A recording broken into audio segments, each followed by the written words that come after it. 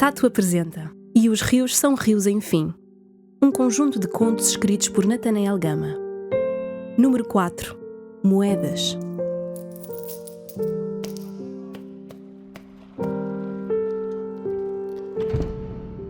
Quando a fome acometeu a ilha, muitos fregueses começaram a pedir o pão fiado ao padeiro.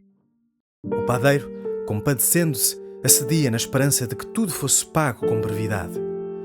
A fome aumentou e cada vez mais pessoas pediam pão, sem terem sequer a mais pequena moeda para o pagar.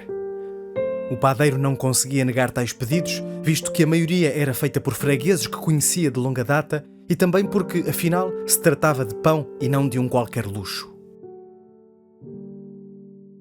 A cada madrugada, fazia-se enorme fila à porta da padaria. Vinham pobres corpos, desde os lugares mais longínquos da ilha, à procura de pão de graça. A situação rapidamente ficou insustentável para o padeiro, que não conseguia cumprir com os seus compromissos financeiros. O dono do celeiro tinha-lhe dito que já não lhe dava mais cereais se não pagasse a dívida e o senhorio da padaria deu-lhe 1 mês para pagar as rendas em atraso, caso contrário, seria despejado. O padeiro argumentava que as pessoas tinham fome e que não tinha como lhes negar o alimento mais básico, mas os seus credores não foram sensíveis. O padeiro decidiu pedir um crédito no banco para poder continuar a fazer pão, mas o banco renunciou, dadas as muitas dívidas que o padeiro já possuía. À saída do banco estava um agiota que, de pronto, lhe deu para a mão uma saca de moedas de ouro, salvaguardando que, se dentro de 1 mês não lhe pagasse em dobro, lhe ficava com as 2 filhas. Desesperado, o padeiro tentou negociar, mas o agiota não cedeu 1 milímetro. O padeiro não podia arriscar tanto. Para mais, o agiota parecia-lhe maldoso, sem um pingo de compaixão, apenas um aproveitador da miséria alheia. Rapidamente, o padeiro deixou de ter pão, tanto para dar como para vender aos poucos clientes que ainda pagavam pelo pão. Foi obrigado a fechar a padaria e ficou sem forma de sustento. Na expectativa de que lhe devolvessem o favor, visitou os fregueses devedores à procura de alguma coisa que lhe pudessem dar em troca, mas ninguém lhe deu nada. O agricultor disse que a colheita foi má, o leiteiro disse que as vacas estavam magras e o pescador disse que só estava a pescar para sustentar a família, uma vez que já ninguém lhe comprava peixe. O padeiro e a família, despejados, saíram mendicantes na expectativa de encontrar alguma alma caridosa que lhes estendesse a mão. Palmilharam toda a ilha. Viram muita penúria. Também viram grandes habitações, gente que vivia luxuosamente, cujos caseiros afastavam à paulada os curiosos, exclamando: "A pobreza dá náusea ao senhor desta terra!" Errantes, correram toda a ilha, sem encontrar quem os ajudasse. Chegaram à costa e decidiram fazer uma jangada de juncos e lançar-se ao mar. Enquanto reuniam os juncos, apareceu um homem a dizer que os juncos eram seus. "Mas são selvagens, estão aqui ao abandono", disse o padeiro, protegendo a honra com uma vergonha latente que nem devia sentir. "Larguem os meus juncos, seus ladrões!" repetiu o homem. "Quanto custam estes juncos?" perguntou o padeiro, procurando evitar o conflito. 300 moedas de prata, ou então uma das tuas filhas." Disse e riu-se doentiamente. 300 moedas era o salário de 1 ano. O padeiro removeu a sua aliança de ouro e deu-a ao homem, que se foi embora, gozão. O padeiro lá construiu uma jangada de juncos e lançou-se ao mar com a sua família. Depois de algumas horas, chegou a outra ilha, mas foi recebido com hostilidade. "Vens aqui para nos roubar um emprego, seu estrangeiro", disse o guarda fronteiriço. "Podes dormir naquele descampado e amanhã de manhã voltas para a tua terra. As tuas filhas ficam aqui, porque não tens condições de cuidar delas. Não te vais lançar a este mar novamente com elas." O padeiro correu para um descampado com as suas filhas pela mão, com medo que lhes roubassem. "Se amanhã te vir por aqui, lanço-te ao mar", gritou o guarda de forma pouco ameaçadora e algo desinteressada enquanto o padeiro fugia. Decidiu não ficar pelo descampado e foi andando ao redor da ilha. Encontrou um rio que ali desaguava e arriscou segui-lo em direção à nascente. Encontrou um vale e decidiu abrigar-se ali com as suas filhas para pernoitar. Na manhã seguinte, enquanto explorava o território, encontrou um arrozal maduro, selvagem, e um jovem que nele colhia espigas. Em conversa com este jovem, que também tinha vindo de uma outra ilha, soube que ele já ali se encontrava há algumas semanas e que colhia e secava arroz para sobreviver. O padeiro prontificou-se a ajudá-lo a colher o arroz, se pudesse ficar com uma pequena parte para si. O jovem acedeu. Mais tarde, o padeiro ofereceu-se para fazer pão.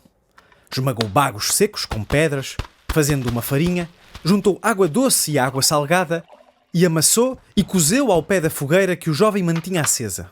O pão era delicioso e, por esta razão, o jovem sugeriu simpaticamente que tentassem vendê-lo num vilarejo ali perto, onde também vendia o arroz que apanhava em troca de algumas moedas. E o que fazemos com as moedas? Perguntou o padeiro. O jovem, apesar de não haver ninguém por perto, aproximou-se como quem partilha um segredo e disse em surdina: Os guardas deixam entrar pessoas na cidade. 20 moedas por pessoa. Eu já tenho 15 moedas. Estou quase. No dia em que o jovem conseguiu angariar as 5 moedas que lhe faltavam, o padeiro estranhou o facto de ele ainda estar por ali e perguntou-lhe: Então, rapaz, ainda te falta alguma moeda para entrares na cidade? Não, mas falta-te a ti e às tuas filhas. Eu sei que tu não sabes colher o arroz maduro, não sabes batê-lo, nem conheces o tempo suficiente de seca.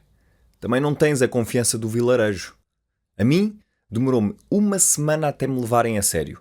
Além disso, não tens jeito nenhum para vender, sejamos francos. Nem sei se alguém te compraria o pão a ti. Respondeu o jovem gracejando. Continuou: Eu fico aqui até todos termos moedas suficientes para entrar. Até lá eu vou ganhando algumas moedas extra, que podem dar jeito dentro da cidade. A verdade é que se faz mais moedas a vender pão do que só arroz. Eu penso que temos uma boa parceria. Fico-te muito agradecido.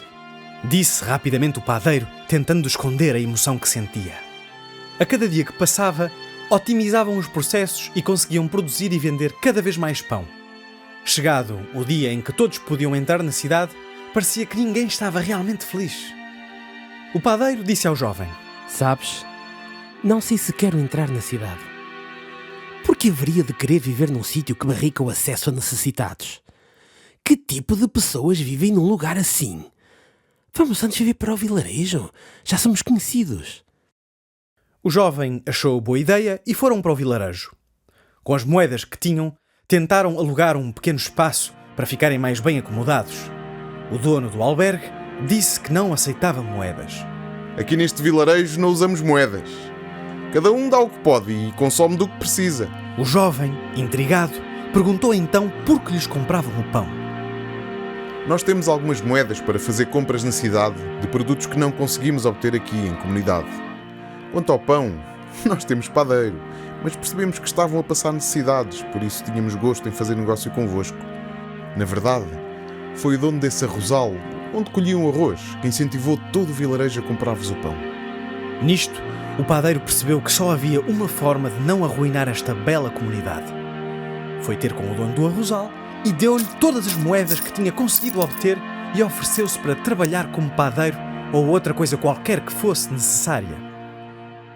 O dono do arrozal, um velho baixo, apoiado sobre uma bengala, disse: Eu não preciso de moedas. Guarda para dares a quem precisa. No nosso vilarejo não há dívidas. Acreditamos que, se alguém precisa de facto de alguma coisa, não está a roubar.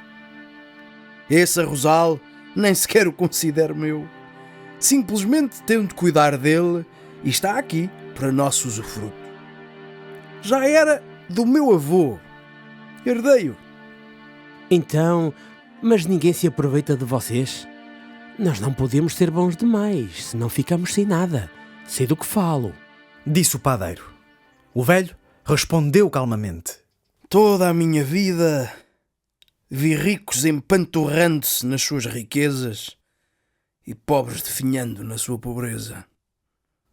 Também existia formas de tentar resolver o problema. Há 50 anos, os camponeses rebelaram-se, invadiram a cidade e removeram as propriedades e pertences aos ricos.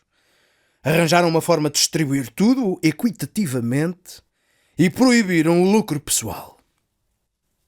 Mas rapidamente a pobreza se instalou. Aconteceu assim. Os ricos e as suas famílias ficaram revoltados e recusaram-se a participar no sistema. Muitos, que outrora eram pobres, entregaram-se ainda mais à preguiça. Os que de facto trabalhavam sentiam que eram os únicos a levar a carga para a frente e logo se cansaram de trabalhar também. Muitos camponeses que se rebelaram, vendo tanta riqueza de repente, deslumbraram-se e logo se esqueceram dos seus ideais e fugiram com o que puderam palmar.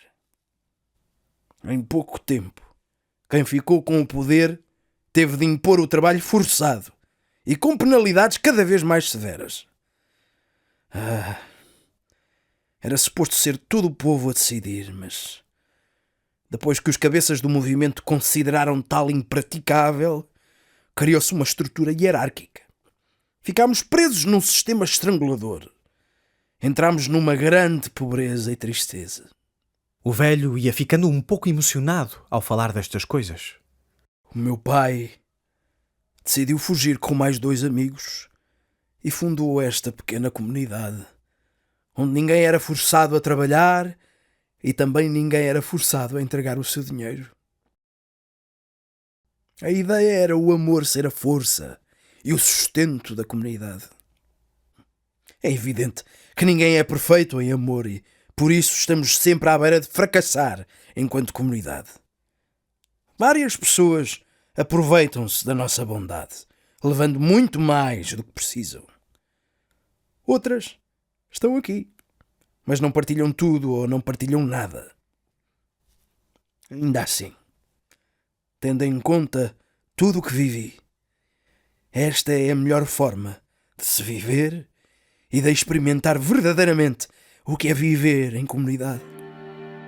Além do mais, acredito que a beleza que tentamos praticar aqui é contagiante.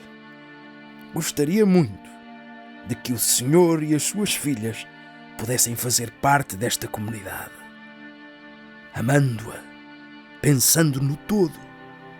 O padeiro estendeu a mão firmemente para cumprimentar o velho e disse: Prometo amar esta comunidade. Pode contar comigo. O velho recebeu o aperto de mão com um sorriso e disse: Muito bem, é bem-vindo, mas não precisa de fazer promessas. Também é livre de ir embora quando quiser. O padeiro ficou feliz. Já o jovem achou aquela comunidade demasiado estranha. Além do mais, seria impossível ser rico ali, um sonho que alimentava desde a meninice.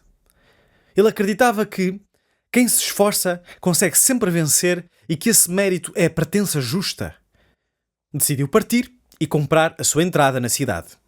Diante do guarda, entregou-lhe 20 moedas, as quais o guarda contou, arrumou e considerou insuficientes, indicando que o preço de entrada tinha subido. O jovem deu-lhe mais 10 moedas e o guarda abriu-lhe a porta da muralha. Ao entrar, o jovem viu um grandioso edifício piramidal com vários andares. No andar do topo, o mais delgado de todos, aparecia escrito, com letras douradas e garrafais: Tu podes chegar aqui. Havia vários níveis. Quanto mais perto do topo, mais luxuosos eram. No primeiro andar, eram visíveis milhares de pessoas a fazer comércio. Já ao nível do chão estava cheio de mendigos com um ar ignóbil. O jovem viu todo aquele cenário como quem contempla uma paisagem onírica. Depois, olhou para o guarda e perguntou-lhe como se fazia para chegar ao topo. O guarda disse que não fazia ideia, mas que sabia que era preciso pagar 300 moedas para aceder ao primeiro andar onde ele vivia de momento.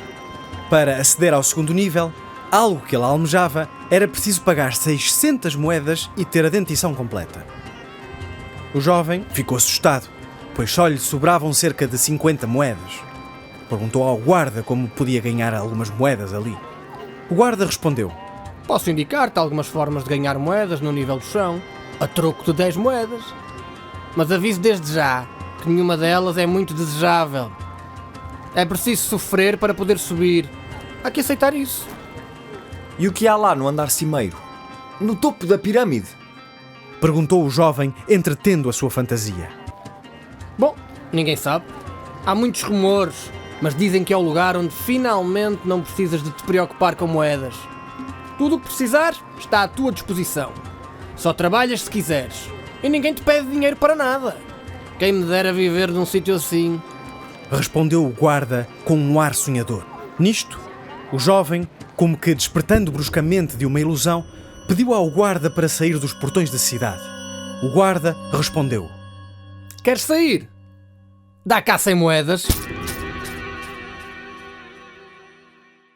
Apoia este projeto e outros semelhantes em patreon.com/tatomedia.